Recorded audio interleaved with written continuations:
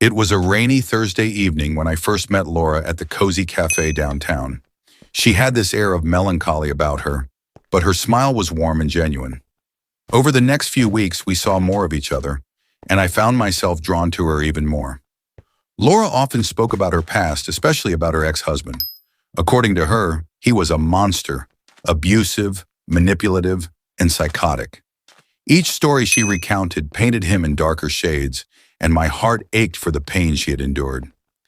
"He used to control everything I did," Laura said one evening, her eyes reflecting the flickering candlelight.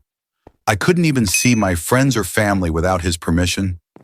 I felt like a prisoner in my own home."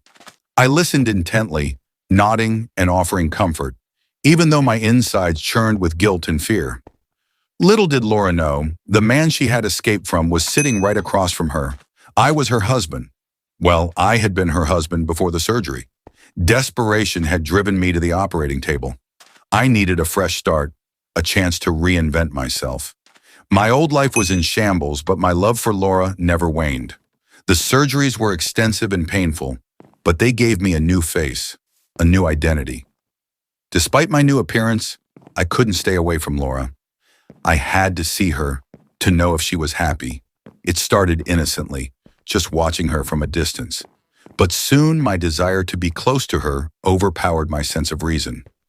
I created a new persona and orchestrated our chance meeting at the cafe.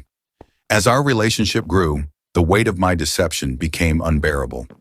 Each story she told about her past filled me with shame. How could I have been that man? How could I have caused her so much pain? One night, as we walked along the empty streets, Laura suddenly stopped. She turned to me, her eyes filled with a mix of confusion and recognition. "You remind me of someone," she said softly, her voice trembling. "There's something in your eyes, something familiar."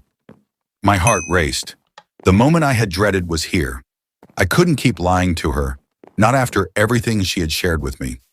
"Laura," I began, my voice cracking, "there's something I need to tell you, something important." She looked at me, her face pale under the streetlights. "What is it?" I took a deep breath, the cold air stinging my lungs.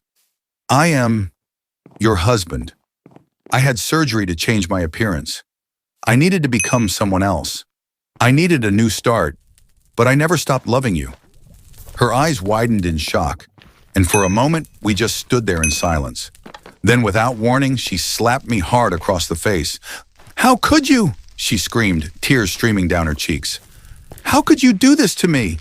I reached out to her, but she stepped back, her expression a mix of hurt and anger.